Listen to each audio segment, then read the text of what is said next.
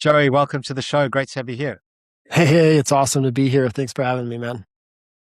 So, for anyone who's just tuning in now, what are some of the things that you would like them to take away from a conversation like this? Um, for me, I always like anytime I listen to anything, I always ask myself, like, what's the one thing I could take away from the conversation and implement right away? And so as we have our conversation today, I always do my best to kind of work in some actionable thing that somebody can sort of implement. And so hopefully by the end of our conversation, they'll have one or two very clear actionable things they could sort of implement and hopefully make a difference for their day, their life, etc. Excellent. Now, if someone had to follow you around for the past 30 days, what would they say you prioritize in your life? They would say I prioritize mastery. And so I'm always looking at sort of like how do I optimize 5 key areas? And when I look at it is like mastery equals fulfillment and fulfillment tends to be a representation of life mastery. And it's like, man, we understand how to manage our state well with ourself, state management through self, as I would say, regardless of what's happening in our life. And then number two, how do we optimize relationships? Number three is career and contribution, making a difference. And then number four is like money and finance. And then five is, what's that overall legacy or vision that we're building toward? And it's like, I'm always looking at how do I optimize each of those key areas. What got you interested in fulfillment in particular? I like the connection between mastery leads to fulfillment. That's something I hadn't thought of before. But of course, it makes sense because once you've mastered a skill or a craft, you start to reflect or feel proud of what you've created and it starts to feel good. What got you on that path? Well, initially it was accidental. It was a lot of suffering is why I initially engaged in sort of personal development work. And I remember when I was young, like my late teenage years, early 20s, looking around at people and going, man, like the general person seems really unhappy and dissatisfied with their life, or I would say generally they're just going through the motions. They're kind of getting through the day. And I was like, I don't want to emulate that life. And for me, I was in a place where, I was drinking every day. I was doing drugs. I grew up in some pretty challenging home life situations and didn't know how to cope with the painful emotions and the things that I was feeling. And so that's kind of what I turned to, got involved with the wrong friend group. And I was like, man, if I keep living the way that I'm living, I'm probably going to be dead in a year. And so I was like, I need to figure out how to do life different. And then it just so happened I met a mentor from the ancient wisdom tradition, kind of anchored in Hinduism, a guru from India, who took me under their wing and started teaching me how to find a sense of like, how do you manage and access peace, or how do you access joy just within yourself, regardless of what's happening in your life or your situation. And that kind of is what got me started. And then eventually I just started getting really obsessed about the idea that we can decide who we want to become. And then if we're willing to train, we can become that person. And then it extended to, we can kind of create a vision for our life in terms of body and health and relationships and career and, the things that we want to do and create. And then we can like have this imagined event, like it lives as a fantasy in our mind. And then once again, if we're willing to follow the right framework and protocols and do a little training, we can literally make that the reality of our life. And once I realized that, it became a fascination for me. So you've drawn inspiration from wisdom traditions, as well as obviously some research, positive psychology, different fields into your own kind of framework.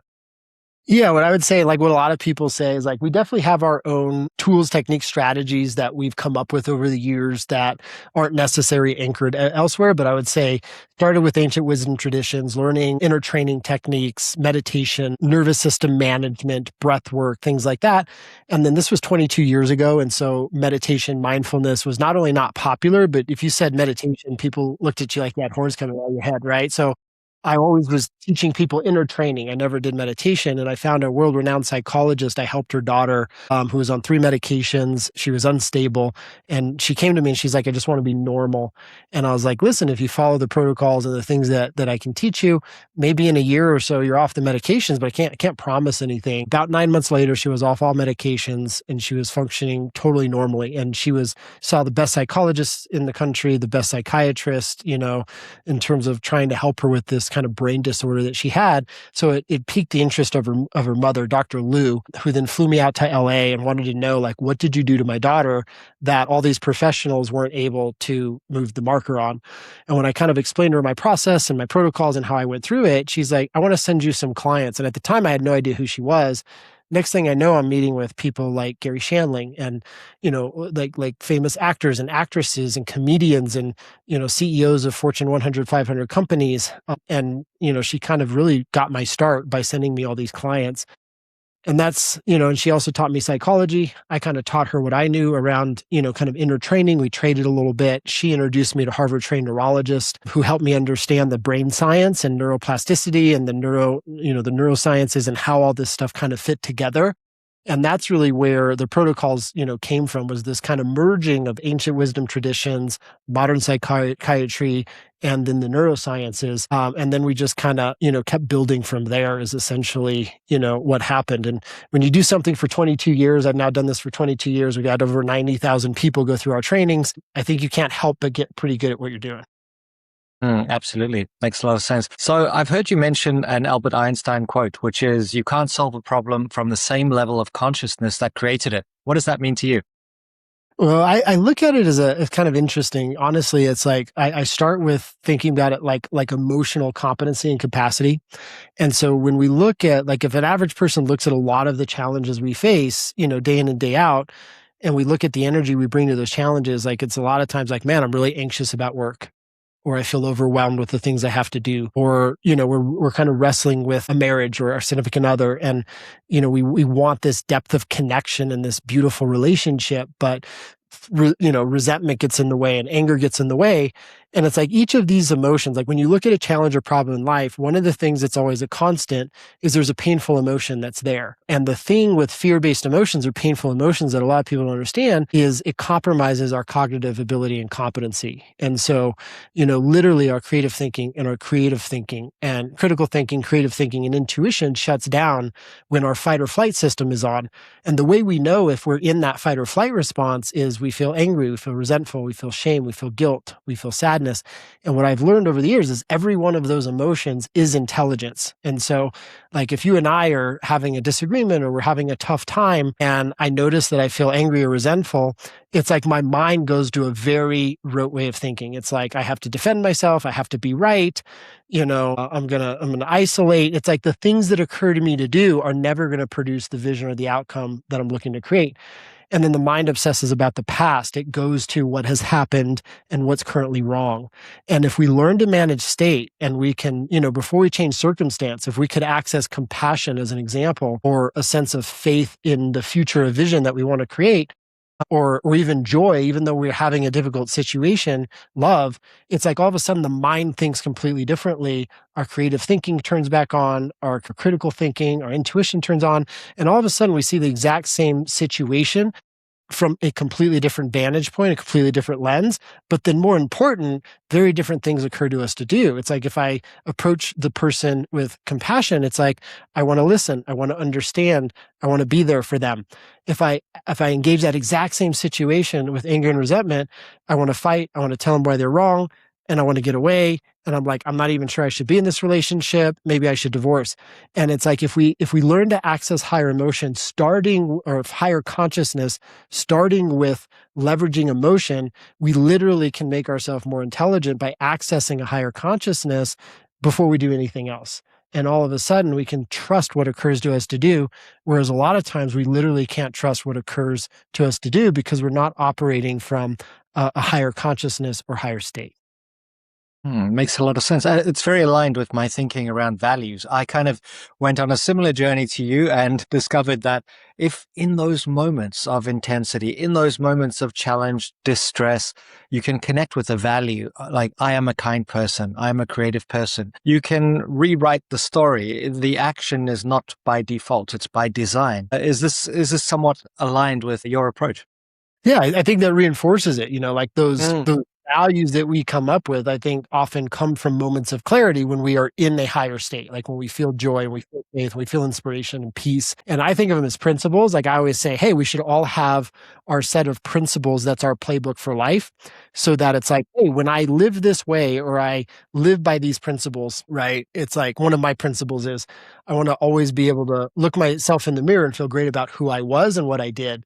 And so it's like when things are going really well, and I ask myself that question, like based on that principle, like what could I do right now where I'm going to feel great about who I was today at the end of the day when I look myself in the mirror? It always calls me to higher action.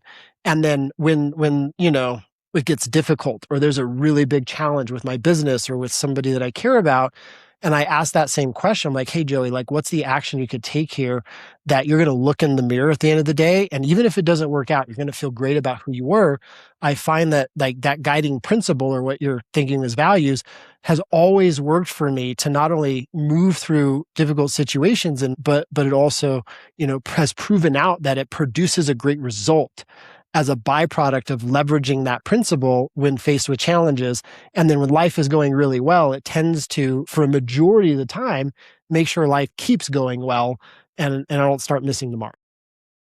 So it requires a lot of self-awareness. And I think this is the key. This is what the wisdom traditions teach us, is just notice what's going on inside of you, those emotions, those thoughts, your current state. That's the foundation, because if we're not aware of that, we're totally on autopilot. Yeah, 100%. And, to your point, I think I know that most people are going through the motions or they're on autopilot inside of just consistent reactions to different stimulus without even realizing that they're on autopilot. And when we are willing to put a little time into training core competencies, we can learn to see our pattern dynamics and we can learn to see there's this impulse of action that I want to take way before I take it. And it starts with the emotion I feel, the thought processes that take over, the sensations that show up in the nervous system. And then like all this is happening as an action internally way before decision making, way before choices.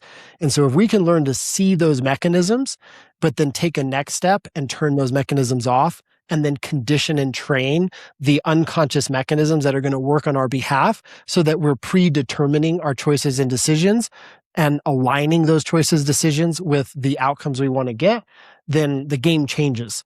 And it requires a little bit of consistent effort. It does require some training, but like all of a sudden, you are living and playing a very different game of life than everybody else. I wish we learned this stuff in school.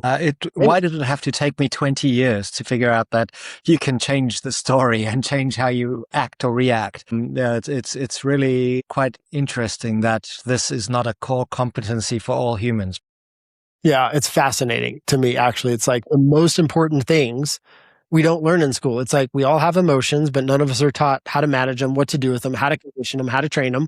We all think all day long, and yet nobody talks about what is the mind and how to optimize the mind. How do you train and condition the mind to work on our behalf? Like there is no, place you go in school for learning those things. And then even just basic deregulation. Like it took me 15 years to finally realize, oh, when my nervous system is compromised and I'm in a fight or flight state, it's not going to go well for me. And when I'm in a parasympathetic state and my, body is relaxed and my brain is turned on and I have access to critical thinking, creative thinking, I'm just going to perform better. And it's like nobody told me that you can't regulate the nervous system by way of thinking, and you can't regulate your nervous system by feeling different emotions. Matter of fact, it's the other way around. You have to regulate your emotions through your nervous system. And so most people, they go to therapy, they go to psychology to try to think their way into feeling better so that they manage their nervous system and regulate. And it just never works, because if the nervous system is in that fight or flight response, we're kind of caught, we're kind of stuck. And the example I give people is if you think of a child, like a 2 or a 3-year-old, I used to train little tigers in martial arts. And so they were 3 and 4 years old and I had 20 of them, right? And when you're that young, you don't have a lot of access to language. And if you think about when we're in the womb of the mother or our first 6 months of life or year of life, there is no thinking going on really, because you need language in order to form thinking. And so our entire communication system is sensation, number one, and then the emotions that we feel, number two, because we learn emotion through the mirror neurons in the brain. Like that's empathy. And so it's like our entire communication system is emotional and it's physiological. It's sensations in the nervous system. And then we go to like traditional therapies or things like this to learn how to think our way into feeling better when the mind actually takes direction from how we feel, right? The emotions tell the mind what to think. And so it's like, until we learn to regulate our nervous system, number one, first, then manage emotion second, we actually don't have access to quality thinking. And so it's like, oh, if I notice that I'm deregulated, I should probably like just very basic stuff that we hear all the time. It's like relax and breathe, center the nervous system, shift my emotion. Now I can create thoughts and concepts and new beliefs and principles that are going to guide my life and be much more effective in my day-to-day action. But nobody teaches that. Very true. And do you think this is why many traditional therapies actually fail or they don't lead to lasting results? It's because we're using language to try and resolve nervous system disorders or challenges. 100%, right? If you look at most modern therapies, therapy, psychology, psychiatry, etc., their main focus is on three key things. Number one is they focus on, let's analyze or name the challenge or problem that's going on so that we understand the challenge and the problem. So all this attention is on the challenge and problem. Then number two, they always go to, well, let's go dissect the past, probably childhood, and discern why this challenge or problem is here today by way of looking at all the things that went wrong or were bad in the past. And so again, more focusing on what's wrong, what's not working. And then the third thing that they kind of focus on doing is how do we rationalize that this doesn't make sense so we feel better? And it's completely counter to how our physiology actually works and how it was developed, which was emotions and nervous system were first, and then intellect came years after that. And so it's completely backwards. And so what I find is we need to kind of, completely, change the game. And what I find is the way we change the game is let's stop focusing on the problem and challenge and let's start focusing on the outcome we want to create. Let's go to the future. What's the vision that we aspire to? Like, who do I want to become? I want to be a person of joy and I want to feel peaceful and I want to know compassion and love in my life. And let's get clear on like the embodiment of qualities we want to have and the person we want to strive to become. Because the more we focus on who we want to become, the more likely we are to get there. It just kind of makes basic sense. And then number two, instead of, focusing on the past or what's going wrong, let's ask the question, what can I do from here as my next best step to bridge the gap from where I am to where I want to go? And let's focus on how do we achieve the vision as opposed to how do we solve some problem. And what's fascinating is if we name how do we achieve the vision or how do we produce what we want, it answers for the challenge and the problem. Like the challenge and problem goes away as a byproduct of doing the things that are going to, help us become who we want to become and create the life we want to create. So it's focusing on the identity of the future version of myself rather than rehashing the past traumas and past events, which actually kind of keeps you trapped in that past identity to some degree. If you're constantly replaying, oh, this happened to me and I was a victim of these circumstances, it keeps you trapped there to some degree. Yeah, 100%. Not only does it keep us trapped there, but we actually accidentally train or practice the pattern and the way of being that caused the problem in the first place. And so awareness doesn't lead to the solution, right? And awareness of the problem doesn't lead to the solution of the problem. From a neurological standpoint, the more I focus on the problem at hand and the bad things that happened in the past and why it's there, actually, the better I get at feeling the thing I don't want to feel, and the better I get at doing the stuff that I don't want to do because I'm putting so much focus and attention on it. And so it's like what we should do is just notice like, oh, I'm doing X. Like I notice I feel anxious or I notice I'm upset and I have this impulse to then argue or I have this impulse to isolate. I need to recognize I'm there and then stop myself from doing it. And then I need to take action and actually train the skill or the competency or the pattern dynamic that is going to move me to who I want to become and what I want to create. And so it's like, stop doing one thing, start doing the other thing. And then 90% of our effort, in my opinion, should go to training the qualities or the behaviors that are going to produce our result. And then 10% is just noticing when we're inside of a inner pattern dynamic or a way of being that's never going to produce a result, and then redirect. Like 10% recognize, redirect. 90% should be training the skills and the competencies that are moving us to who we want to be. Makes sense. And the role of coaches and therapists often actually becomes just creating a safe space for someone to feel that they can downregulate and experience, okay, this is what it's like to be calm. I've found that when I've coached people, they say, actually, the most beneficial part was co-regulation, just being in the room with a calm person. Sometimes I'll put them on a heart rate monitor and show them that they can control their nervous system. Yeah. And it's actually that experience of practice that is the gateway to change rather than thinking my way out of a problem situation. Yeah, for sure. 100%. Right. Because we learn competencies through other people. So if I'm sitting with someone who is able to be calm when I'm upset, I learn to be calm myself. And then if we marry that with the correct breath practices and the right mental training strategies and techniques and so forth, now all of a sudden, we can develop new skills very, very fast. What are the three key emotional competencies for happiness, fulfillment, high performance? So when I look at emotional competency, we should be developing sort of three forms of resilience, right? And three sort of capacities. Number one is awareness of where we are. So most people, if you ask them how they feel, they'll say nothing, or I don't know, or they'll give a very, rudimentary answer. And so it's like most people, if you ask them how they feel, they can't tell you like, oh, I feel anxious, or I feel sad, or I feel joy, or I feel, happiness, or I feel numb.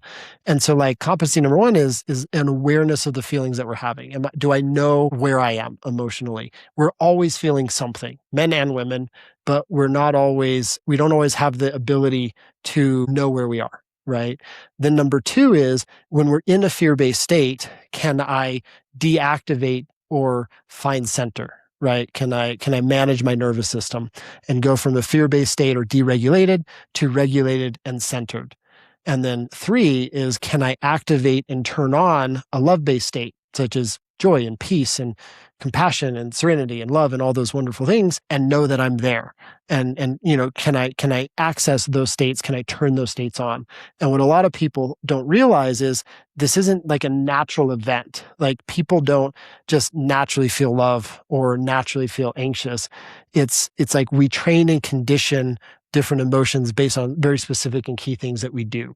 And so if we understand that all emotional sort of competency is training a skill, then we can all develop the ability to have great awareness of self, of where emotions are and how we're feeling. We can learn to turn off fear-based states very quickly, and we can learn how to turn on love-based states and drive from those higher experiences that we all want to have more of. And the better we get at that, the more competent we are inside of, at times, forms of resiliency. Like, hey, I feel a fear-based state. I don't want to work out this morning, but I can get myself to go do it despite how I feel. Or I'm with my spouse and I can, treat them with kindness and respect and be a good person, even though I'm angry. Like I can make sure my action isn't dictated by deregulated emotions. So that's a form of resiliency. Like I feel a fear-based state, but it's not dictating the actions that I take. That takes a little practice, but we can develop that resiliency, right? Then number two is, how resilient am I at being able to feel a love-based state and not have it get shaken? And so it's like, can life happen, get flipped off going down the road, or somebody cuts me off, or I get fired that day, and get to a place where I can be at peace and I can feel joy and I can, maintain that sense of state that I want to experience within myself, even though life isn't always going my way. And so training a competency and emotion where it's like, man, I can feel a love-based state and it doesn't get disrupted, even though circumstances maybe aren't ideal for that state. And then that third form of resiliency is, being able to develop a higher and higher competency of being able to turn off fear-based states and turn on love-based states more efficiently and more quickly.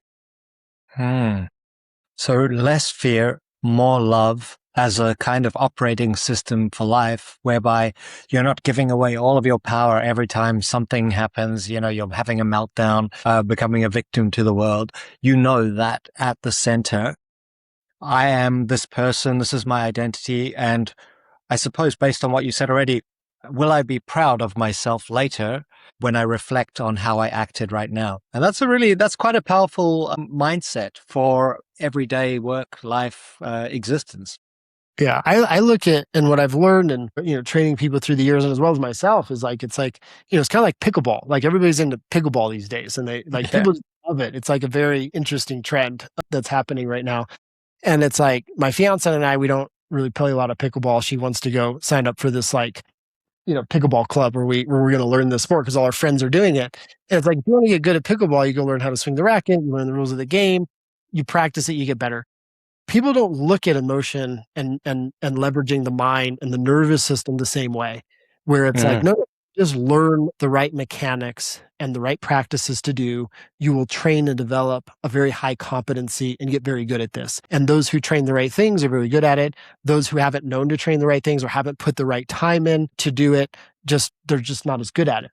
And so it's like if we start looking at our inner competencies as something we train and we develop, then all of a sudden a whole world opens up to people of possibility, as opposed to sort of like more traditional thinking, which is, well, if I feel something painful, there's something wrong or bad going on, or I'm broken and now I need to start popping pills every day or something like this. It's like if we look at the approach as, oh, there's a competency I want to train and we're willing to go through the process of it, anybody can get good at this. Any particular practices that you recommend to people? Is it meditative practices, time in nature? Where would you recommend people start if they want to become more tuned in to how they're feeling and how they're acting? I think the best way to start is literally just starting to tune in and ask oneself the question, where am I? Like, how am I feeling?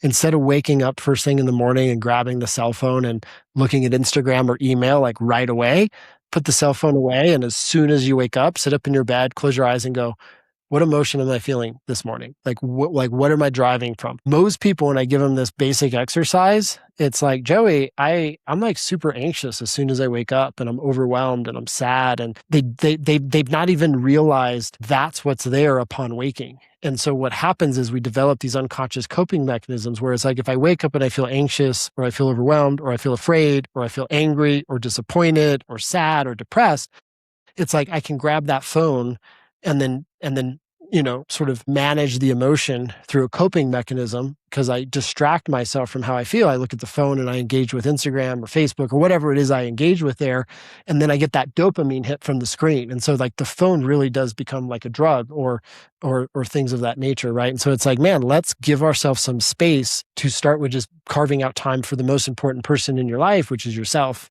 and take that first 3 to 5 minutes of the day and just start with, how do I feel? And just acknowledge how you feel and give yourself permission to be okay with just feeling it. Going back to that resilience thing again. We're not going to die because we feel sad. We're not going to, collapse because we feel resentment or overwhelm or anxiety, but we will learn to become aware of it.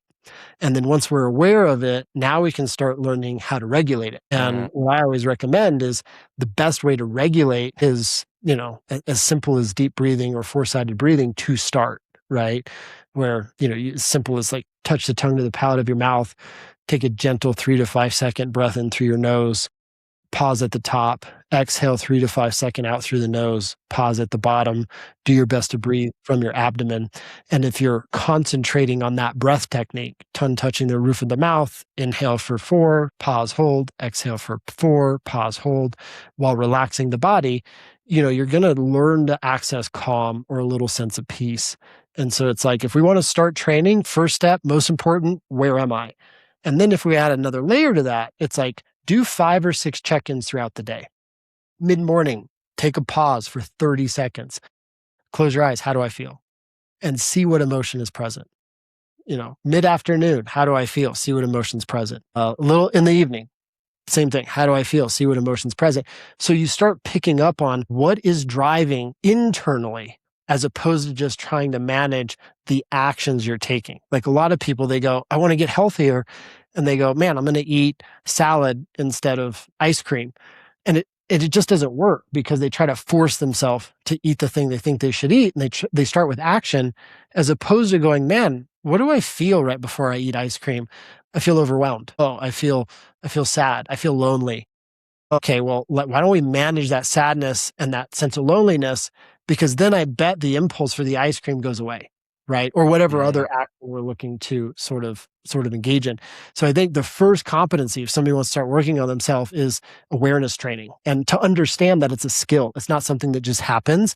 We've got to, is often not hard. Like what I just described is very simple. Anybody can do Mm. it, but it's like, okay, let me develop the skill of awareness and sensitivity, and let me put the reps in. Let me do the right practice and training that's going to translate to increase awareness sensitivity. Okay, great. Now that I know where I am, let me practice the right techniques and tools to regulate, to center. Okay, now that I can do that, let me practice the right tools and the right techniques and the right execution to start turning on joy and peace and love-based states. And then eventually you do your check-in in the morning, you're like, well, I woke up to joy. Something's working, right? Like that would be the goal. Is majority of the time we wake up, we check in, it's like we don't want to grab the phone because we feel so good being with ourselves. We're not looking for external means to cope. Mm. That gratitude, like I'm so happy just to have another day and that I get to apply my love to the world or whatever it might be. And you can totally get there. Now, is it something, I know you are interested in instant transformation. Maybe we could talk about that and any insights you've got there. But beyond instant transformation, what are the steps to actually get from where you are to where you want to be? But I know that you explored instant transformation. What's that? And is it possible? Yeah, you know, it's funny because when we do these in-person intensives, I do several of them a year. We're all, and anybody in the audience that wants to work in public, like we just had this program in Denver. We had 325 people there, and people throughout the weekend, they can work with anything they want. One lady that was there was wrestling with her marriage, and she was like, I remember when I asked her, I said, well, so when you think of your husband, like, how do you feel? What do you think? And she's like, he's just such an idiot. He does such dumb, and excuse my language, but he's like, he does such dumb shit. Like that was her word, right? Idiot. He just does so much dumb shit. And I was like, well, where do you think the marriage is going to go? And she's like, I'm pretty sure I think I need a divorce. Like, I want you to help me, understand that, how to go through that process. Like that was her goal for the weekend. And then, brought her on stage, walked her through a sequence of events. And where she landed was, my husband loves me so much, and I'm so grateful that we're together. And so she goes from he's such an idiot and a moron to I'm so grateful that we're together. And if we're honest and we look at like a relationship in our life, somebody that we really love and care about, a best friend, a spouse, a child, like there are those chapters where we can get caught and it's like, man, I just hate them. They are so annoying. And then the very next moment, we can be like, I love them so much and I'm so grateful they're in my life. And that can literally be like a 10-minute window where we're like feeling one way, perceive the relationship one way, and then all of a sudden we feel completely different about it. And so for me, instant transformation is totally possible if we're willing to do the right things and we know the right framework to follow to get there. And it's that moment of a paradigm shift where nothing necessarily right away changes externally for ourselves, but it's like we're in one space with ourselves. We have a paradigm shift where we're able to access a different level of consciousness and we're able to perceive ourselves in reality differently than the moment before. And it's like you can't go back to sleep. Once you have that moment of awareness and access, it's a transformation. Now, what we do with that is going to determine if it's an evolution of self and life, and if it translates to a completely different reality for ourselves 6 months, a year, 3 years down the road or not. But that instant transformation is that moment where we access a different competency or capacity. We have that paradigm shift where we see reality differently than we did the moment before. And if we pay attention, most of us have already experienced it. Maybe we missed it at some point in our life. Mm.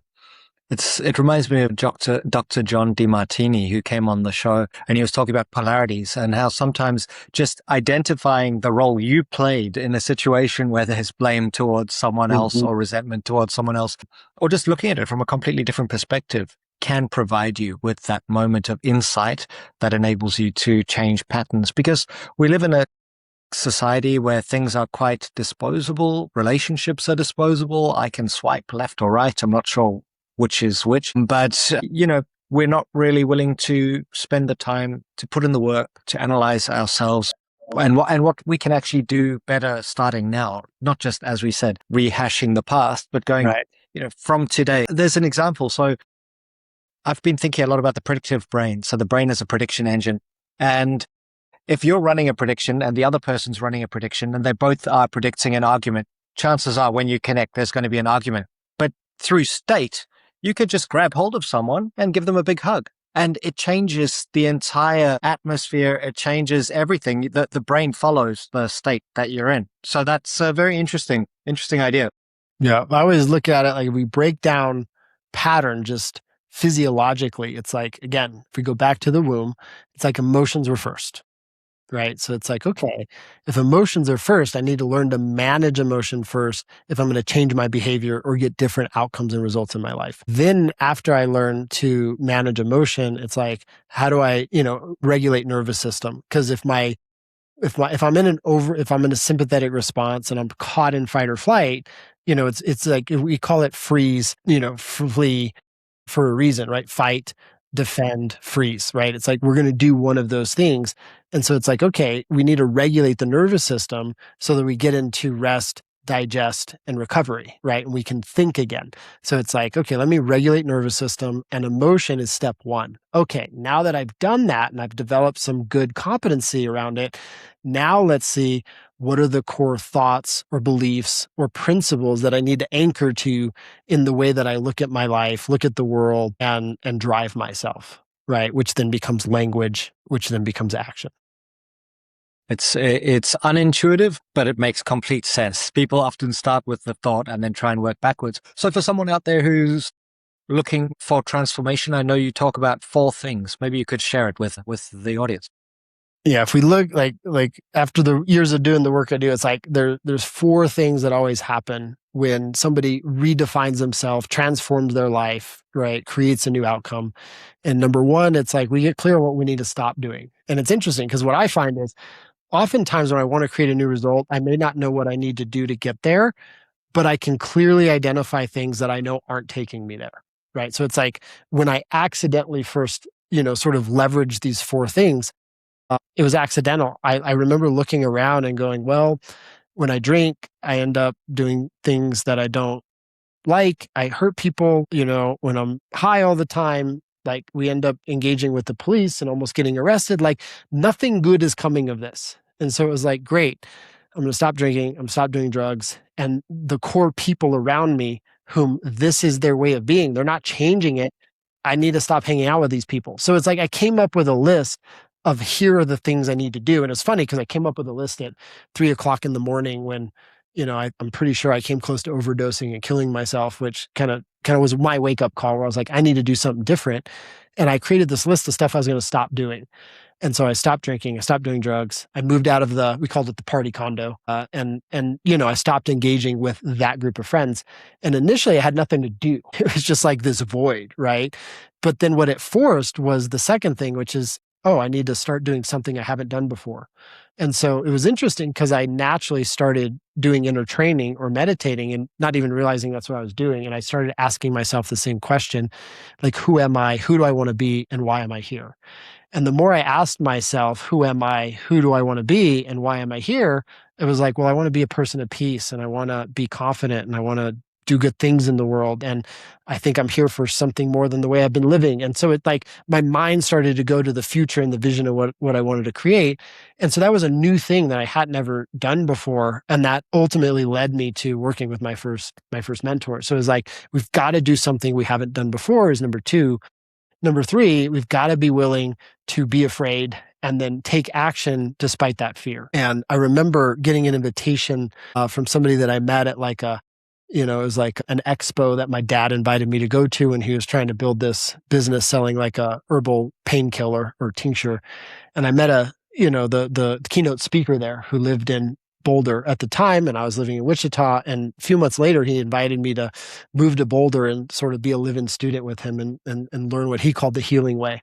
And I remember I was terrified because I was like, I'd never been anywhere outside of small towns. I was going to, leave home, and I had no money. I was like, how does this go? And I remember being terrified, but I also looked around. I was like, well, I need to get out of this environment, and what I'm looking for isn't here. So it's like, man, we're going to have to be afraid, take action anyway. Like, be aware that discomfort is there and just execute despite the discomfort. That's number 3.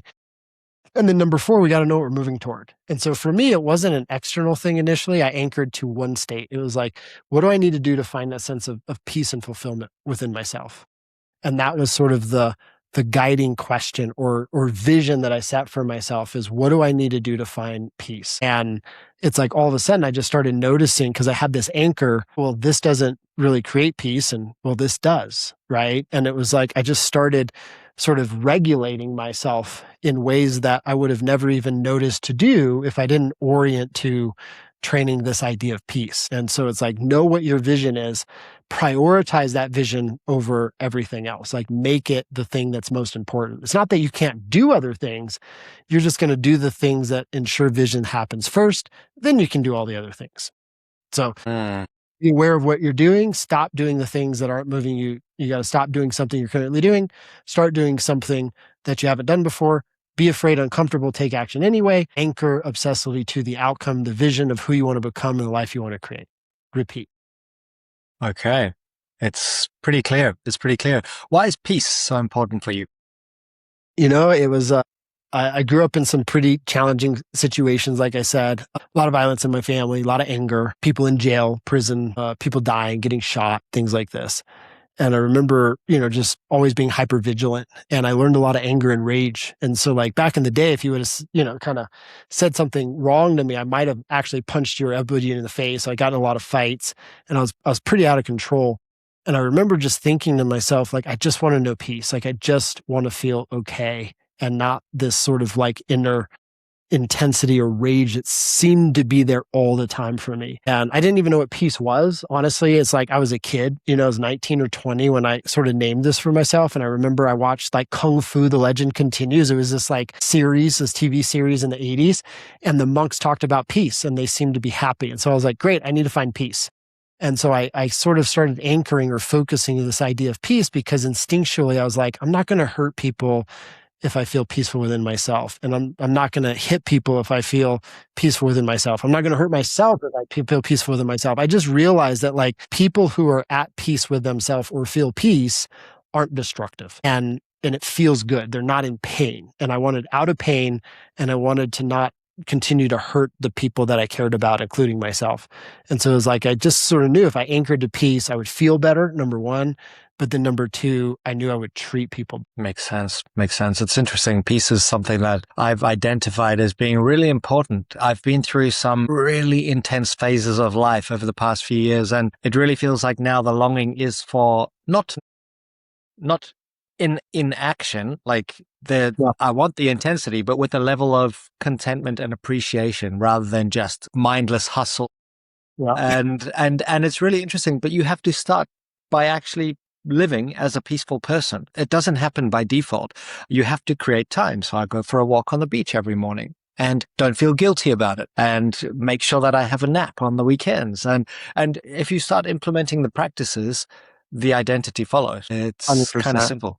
Yeah, Yeah. I always Yeah. look at it like peace is something you train. It's not something you acquire. It's not something Yeah. that goes up. It's like, and for me, it started internally, because I would look at it and I was like, oh, I'm allowing the mind to come up with all of these criticisms about other people. And when I let the mind create criticisms about other people, I feel worse. Like I feel angry. I feel resentful. If I focus on all my perception of all the bad things people have done to me, I feel really angry. So it's like, okay, I'm going to regulate my nervous system, right? I breathe, find a little bit of calm, and then I'm going to force the mind. And when in the beginning it was a force, it wasn't easy, it wasn't effortless. I'm going to force my mind to affirm good things about these people. I'm going to force the mind to acknowledge what I'm grateful for in these spaces. I'm gonna force the mind to acknowledge what's going well in my life. And it was like, it was a discipline, it was a practice. It was like I had to do the reps of intentionally directing the mind in specific ways and dedicating some consistent time to it, where eventually my mind was a conduit for peace, meaning my mind just automatically started affirming people and acknowledging, themes of gratitude and appreciation and, why I loved people and so on and so forth. And it was like, that's what, ultimately began running in the background. It became so normal eventually over time that when, a thought of like maybe like criticism would show up, it almost felt like wrong or really uncomfortable. Whereas for a long time, it was just such a natural, normal thing to do that it felt unnatural to think kind things about people. Right. And so it was like, it's like like learning to consciously train the subconscious and unconscious dynamics within the mind so it becomes your greatest ally, something you can rely on. So when you're not consciously aware where you are, the mind has your back. But it's like a child, it's like a 5-year-old. You have to teach it, you have to train it, you have to reinforce it. It takes some discipline and practice to get it under control, to kind of get the reins. And if we don't take the time, then the mind's always going to sort of, be our adversary, unfortunately, and get the better of us. Hmm. It's like going to the gym. It's difficult until it becomes the new normal, and then you miss it, Yeah. and that's your baseline. Yeah. So if someone is out there and they want more than just transformation, they've got a huge goal, a massively transformative purpose, whatever you want to call it. What's your unconventional formula for extraordinary outcomes? Sincerely, it's the same formula. Like there is no cheat code, as I say. It's like the cheat code is getting into a discipline of consistent training. So you're constantly enhancing yourself, developing yourself, growing within yourself, such that you're just making those micro wins toward the extraordinary. Because, like, when I look at anything that people would say, like, when they look at me from the outside, they're like, that's extraordinary. I don't look at it as extraordinary today, right? It's just something that happened or it's just the way I live. But like when I first started, like I remember I couldn't pay rent. I can remember I lived in LA and I would always be like $200 or $300 or $400 short in rent each month. And I was like, I don't know if I'm going to make rent this month. Like it was, financially it was difficult for me. And then you fast forward to what people see today. It's like, I get to drive whatever car I want and, I'm financially free. And, my fiance and I, we get to like travel however we want. And we kind of live this really cool lifestyle. And people are like, man, that's extraordinary. Like, how did you do that? And like statistically, we're in the top 1% of people. And it's like, well, it was very unsexy, the journey. It was like developing skills and competencies and then investing $100 a week and then developing more skills and competency and consistently training and then got a little better at what I did and a little better at what I did, a little better at what I did. And then I was investing $1,000 a week. And then it was like, okay, over the course of 22 years, this reality was built that was now extraordinary. Right. And so I think it's like if we want this extraordinary thing or what we see as like really, challenging to create or something really extraordinary, it's like, okay, how do I reverse engineer that and see that it's like the process of micro steps that compounds over time that then adds up to extraordinary. And it's getting really great at the process of the reps of doing the thing that seems like the needle's not moving each day that then all of a sudden becomes this extraordinary thing. Being obsessive about it too, I think helps. And you speak to elite athletes, and they say the age old, the more I practice, the luckier I get. And it's just that, Right. really, isn't it? It's like just Exactly. digging in, doing it, and making sure that you don't give up, making sure that you've got that awareness of your emotions along the ride. Joey, what about people who are interested in getting in touch with you, finding out more, discovering the inner matrix system, your books? What would you like to share with people? Yeah. So the best easiest way to grab me is on Instagram, the real Joey Klein. I give tips and trainings and kind of helpful tools there, all the time just to do my best to help people out. So if they want to, check that out and follow me there, it's a great way to stay connected and engage. And then for your listeners, we put together kind of a special package.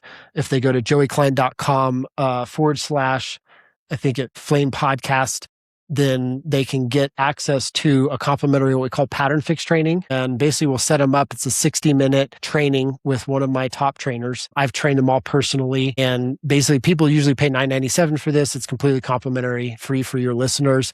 And then we'll also send them my 2 books, Relationship Alchemy and The Inner Matrix, totally free, complimentary. If they just sign up and book that session, I'll send them the books.